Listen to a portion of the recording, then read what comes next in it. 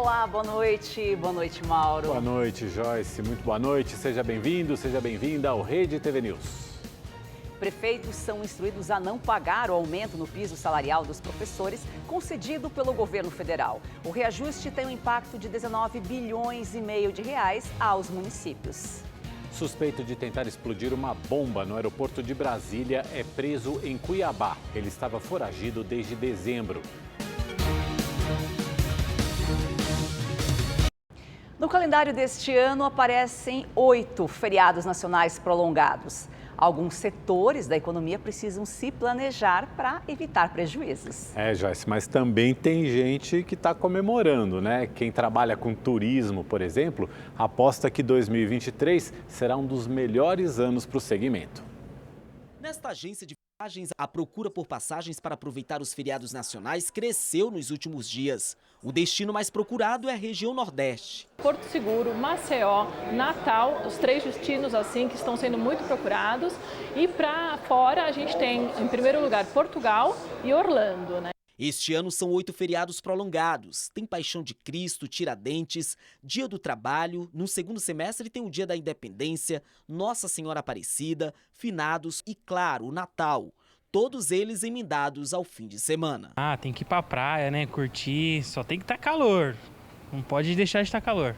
Mesmo com um nível menor de atividade econômica esperada para este ano, o setor do turismo está animado. A Confederação Nacional do Comércio de Bens, Serviços e Turismo estima que os feriados prolongados e os pontos facultativos podem injetar mais de 74 bilhões de reais, a maior cifra desde 2018. Estamos animados com o retorno. A gente depende, lógico, de uma cadeia inteira, né? Desde os serviços de transporte, aviação, transporte terrestre, hotelaria, seguro viagem, mão de obra das agências de viagem. Quer dizer, a gente depende que esse elo, todos esses elos dessa cadeia estejam funcionando perfeito e para dar sequência nesse nosso ânimo de retorno do mercado. Ainda tem os pontos facultativos, como a segunda e terça de carnaval, Corpus Christi e as festas dos santos padroeiros de cada município.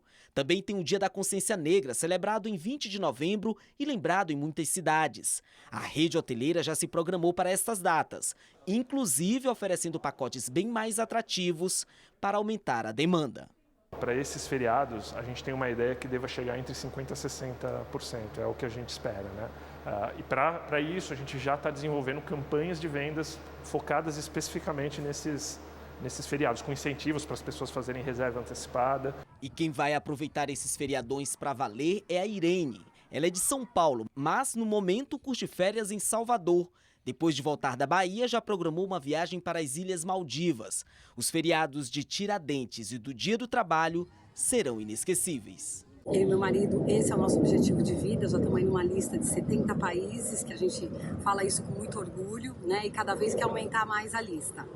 E esse ano é um ano muito bom porque tem muitos feriados, que propicia mais ainda a gente ter oportunidade de viajar, né? Carnaval, já temos uma viagem com amigos. Setembro, feriado de setembro, já temos uma viagem para a Grécia com uma turma de amigos. E por aí vai. A baixa umidade do ar causada pelo tempo seco pode agravar os casos de doenças respiratórias.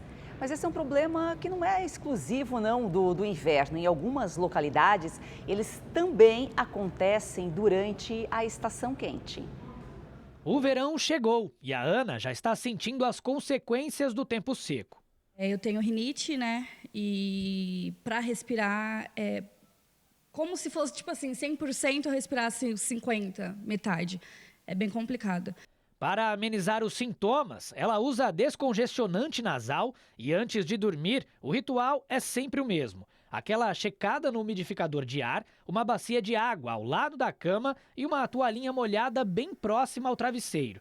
Isso ajuda a evitar as crises de rinite. Se eu não fizer uso desses negócios, eu não consigo dormir. Nem de deitar na cama, para fechar o olho, eu não consigo. Tudo isso é culpa da baixa umidade do ar. Segundo a Organização Mundial da Saúde, quando o índice fica abaixo dos 30%, já é considerado preocupante, já que o nível ideal é ficar entre os 60% e 80%.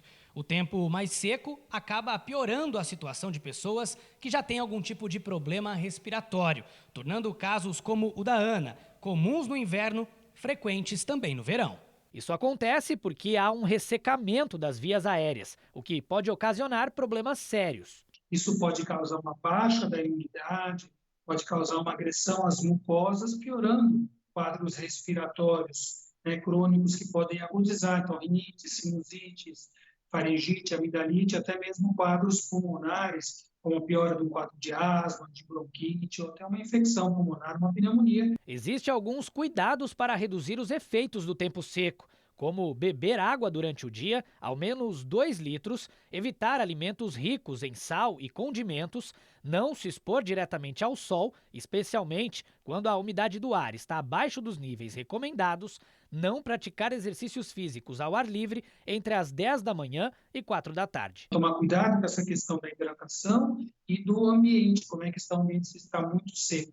Proteger as vias aéreas, usar soro nasal, tomar bastante líquido, é importante para preservar a integridade da mucosa, a imunidade e não incorrer em risco de ter doenças respiratórias agudas, alérgicas, infecciosas. A partir de fevereiro, pessoas físicas e jurídicas poderão aderir ao programa do governo federal para renegociação de dívidas de tributos.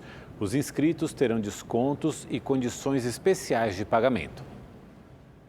Paulo é dono de uma farmácia em Belo Horizonte e acredita que o novo programa é uma excelente oportunidade para renegociar as dívidas tributárias. Ao longo dessa pandemia pode ter acontecido alguns imprevistos, alguns percalços, e aí é a oportunidade da gente levantar novamente e organizar a casa, né? O Litígio Zero é um novo tipo de refis, um programa lançado há mais de 2 décadas para facilitar a negociação com a Receita. O objetivo é aumentar a arrecadação para reduzir o desequilíbrio nas contas públicas. De acordo com as medidas anunciadas, pessoas físicas e jurídicas terão condições especiais para quitar as dívidas de tributos federais. Estão previstos cortes de juros e multas e redução dos valores devidos. O prazo para pagar será de 12 meses. Para pessoas físicas, micro e pequenas empresas, o programa prevê desconto de até 50% sobre o valor total dos débitos com a Receita Federal. Grandes empresas com dívidas maiores que 60 salários mínimos terão abatimento de até 100% dos juros e multas.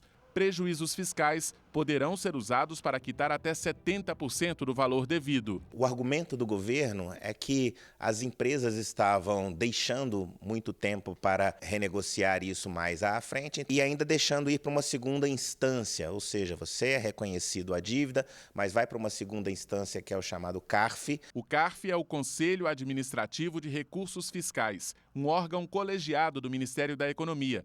Nesse caso, o programa prevê o fim do voto desempate a favor do contribuinte devedor, a fim de acabar com quase 1.000 processos que somam cerca de 6 bilhões de reais. O valor mínimo para recorrer também vai mudar. Antes eram dívidas a partir de 60 salários mínimos, passou para 1.000 salários mínimos. Então, apenas grandes dívidas que vão ter esse direito de fazer essa renegociação em segunda instância. A equipe econômica estima que o Litígio Zero pode arrecadar cerca de 35 bilhões de reais. O período de adesão será de 1º de fevereiro a 31 de março. Cláudio vai aproveitar para colocar as contas da loja dele em dia. O tributo chega. Se você não pagar, seu nome fica pendente, né? Aí se o governo facilitando para você estar pagando os seus tributos parceladinho, não vai utilizar muito o caixa da empresa, vai ficar mais tranquilo para você fazer mais investimentos. A Justiça do Rio de Janeiro negou o recurso do Banco BTG Pactual contra a Americanas, que pedia o bloqueio de 1 bilhão e 200 milhões de reais como garantia de pagamento antecipado de dívidas com a instituição.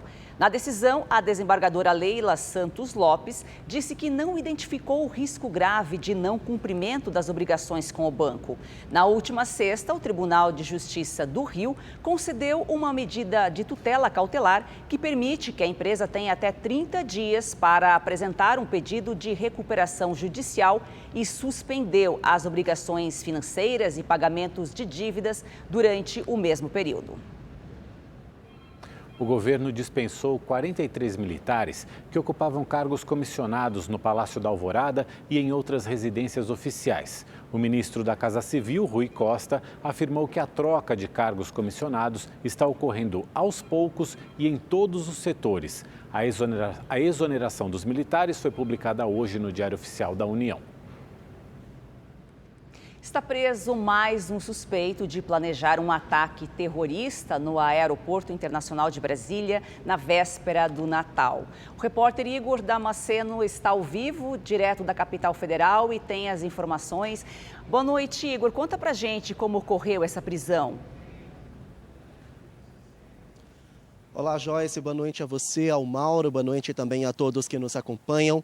Alain Diego dos Santos Rodrigues, de 32 anos, se entregou hoje na polícia, hoje à tarde, na cidade de Comodoro, no estado do Mato Grosso do Sul. Aliás, no estado do Mato Grosso. Ele estava foragido desde o início do ano, quando foi decretado o pedido de prisão. O suspeito será transferido para o complexo penitenciário da Papuda, aqui em Brasília. De acordo com as investigações, Alain Diego e mais 2 comparsas teriam instalado um artefato explosivo em um caminhão carregado de querosene próximo ao aeroporto. O outro suspeito já está preso. Ele foi identificado como George Washington de Souza, de 54 anos. Ao delegado, os 2 homens deram a mesma versão. Queriam instalar o caos na cidade para que fosse decretado o estado de sítio e assim o ex-presidente Jair Bolsonaro não saísse do poder. Um terceiro suspeito continua foragido. Ele foi identificado como Wellington Macedo. Os 3 já são considerados réus na justiça e podem responder pelo crime de explosão. A pena varia de 3 a 6 anos de prisão, além de multa. E as forças de segurança continuam com as investigações dos atos extremistas. A Polícia Federal apura uma possível relação desses ataques na esplanada dos ministérios com atos de vandalismo em torres de transmissão de energia de pelo menos 3 estados brasileiros. Vamos acompanhar na reportagem. O ministro de Minas e Energia, Alexandre Silveira, anunciou que o governo federal tem desenvolvido estratégias de segurança. Uma delas já foi anunciada. O ministério quer usar drones e câmeras de circuito interno para monitorar as torres de transmissão. Alexandre Silveira também tem feito uma série de reuniões com a cúpula da PF e da Polícia Rodoviária Federal para avançar nas investigações. A PRF tem um papel mais, pode dizer isso o seu diretor, mais ostensivo, mais presencial nas estradas, onde passam muitas linhas de transmissões, e pode contribuir com o seu papel, e já vem contribuindo com o seu papel proativo na vigilância de todo o patrimônio nacional. E a Polícia Federal, como órgão judiciário e como órgão de resposta rápida, vem presidir os inquéritos necessários à apuração e punição rigorosa daqueles que atacam o patrimônio de todas as brasileiras e brasileiros.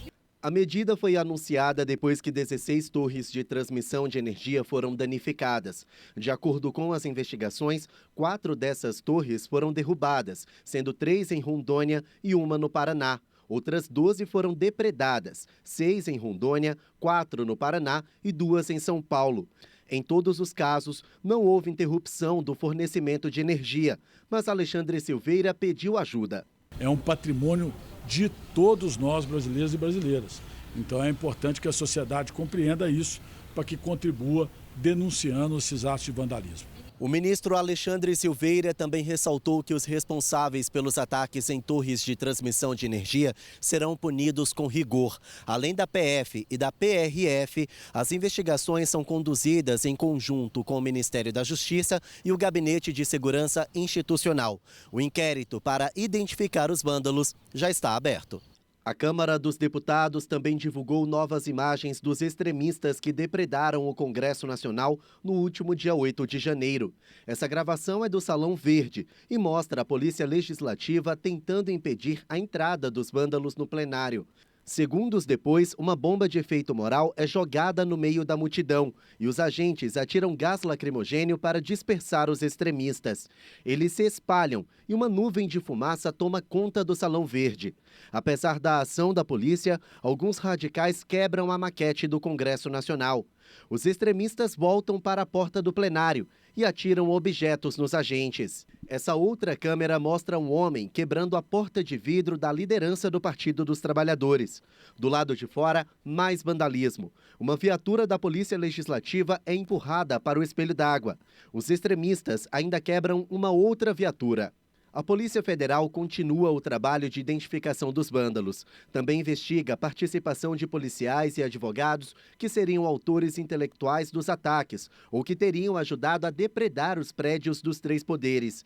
De acordo com a Justiça de Brasília, 10 advogados e 4 policiais estão presos e foram transferidos do complexo penitenciário da Papuda para um batalhão da Polícia Militar.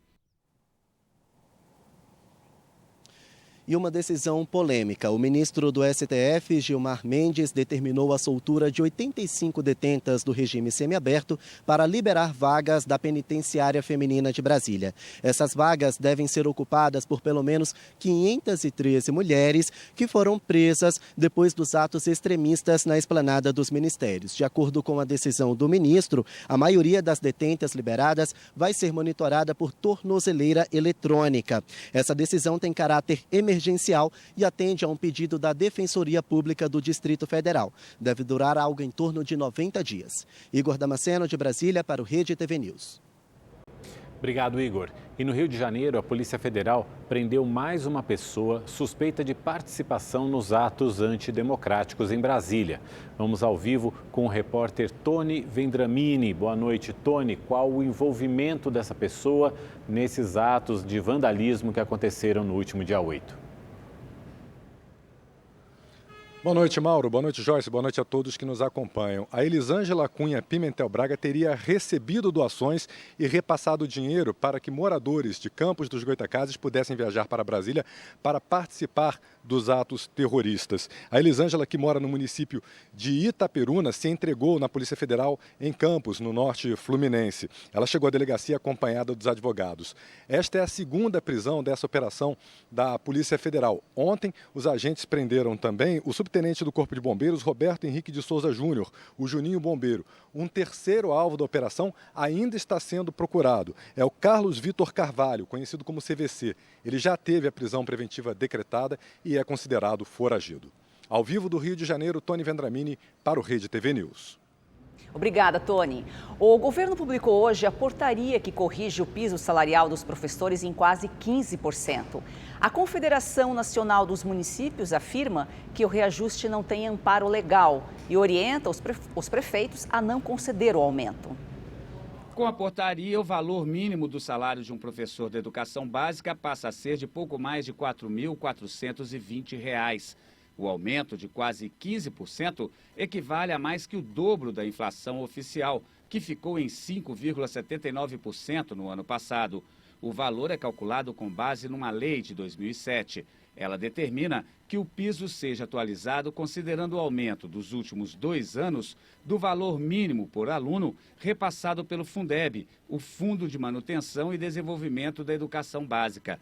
Para os professores, o desafio agora é fazer o reajuste sair do papel. A divulgação do percentual da lei do piso é com certeza uma grande conquista para a categoria de magistério público do Brasil.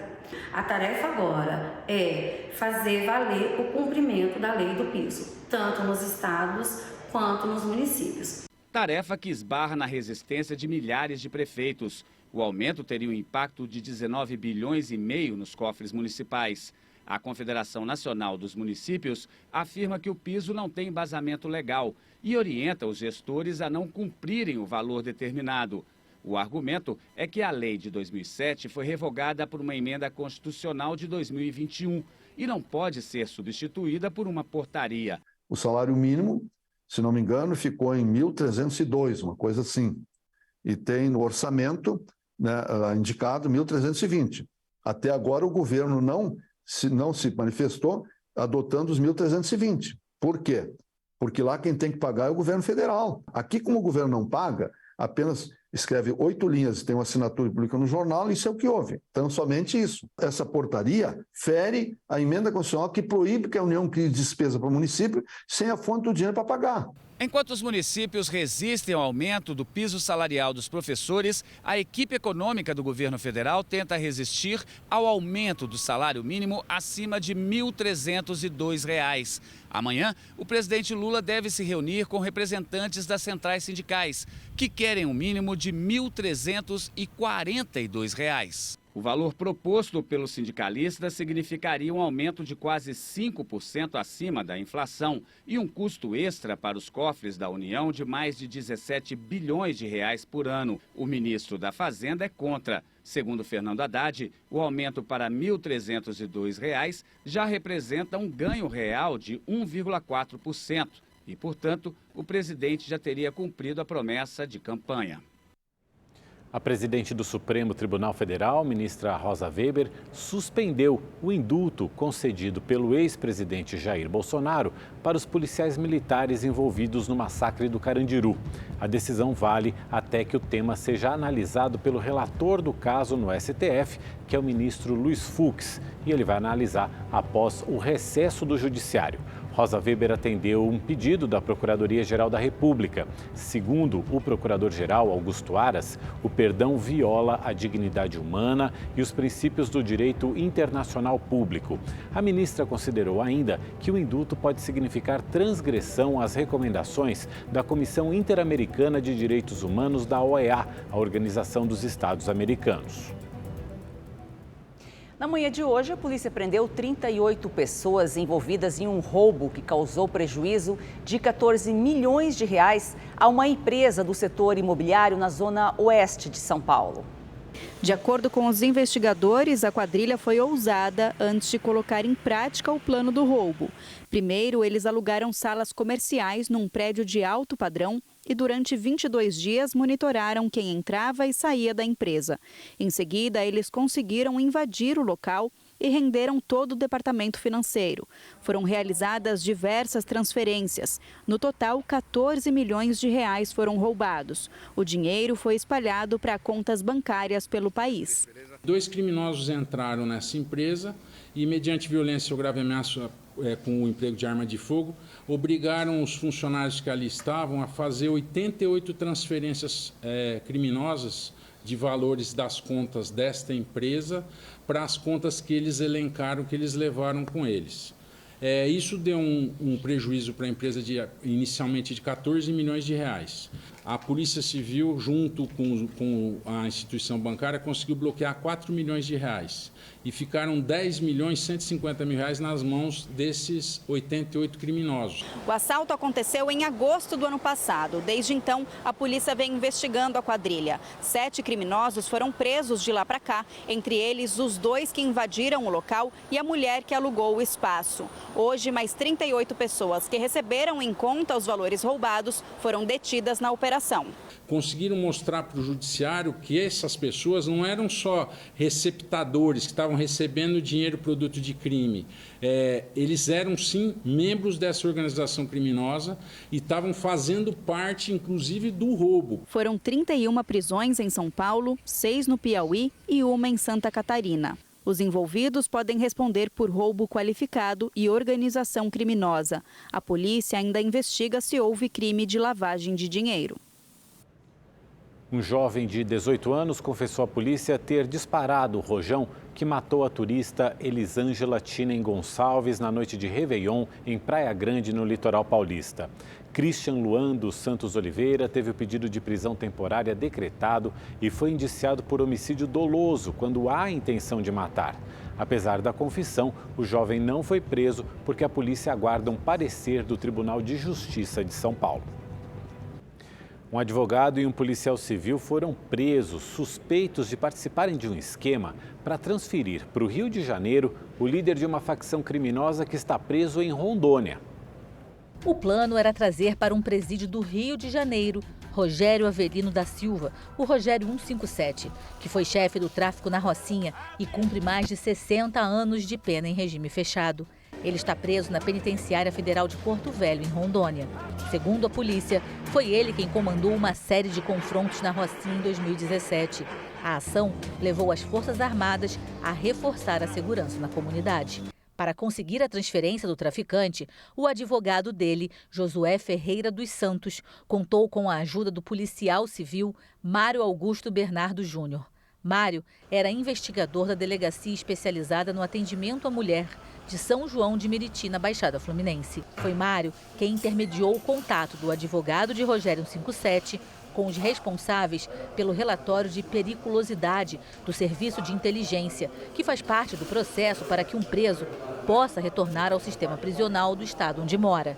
A ideia era atrasar a entrega desse documento à Justiça. O retardamento do envio desse ofício, em alguma medida, favoreceria esse advogado para que ele conseguisse uma transferência. Esse, sem sombra de dúvida, era o objetivo de toda essa ação arquitetada por eles, a transferência do preso Rogério Avelino aqui para um presídio no Rio de Janeiro. Foram os policiais civis do Serviço de Inteligência que denunciaram o esquema que facilitaria a transferência do traficante. E foi com base em ligações e conversas trocadas entre o policial, o advogado e os agentes que a Corregedoria começou a investigação, que mesmo com as prisões ainda está em andamento. Entre as provas do esquema de corrupção está a oferta de valores de 100 e 200 mil reais aos agentes. Uma suposta corrupção ativa, quando o agente ele oferece vantagem para o servidor público para que ele não pratique ato de ofício ou retarde o ato de ofício. E nós temos bem caracterizado também uma associação criminosa. Mas a dimensão dessa associação e a forma de atuação certamente vão ter que ser objeto aí do prosseguimento das investigações. A polícia continua investigando as denúncias de abusos cometidos por um médico no Rio de Janeiro. Hoje, uma anestesista que estava de plantão com o suspeito, no dia em que uma paciente foi estuprada, prestou depoimento. O pai de uma criança também procurou a polícia.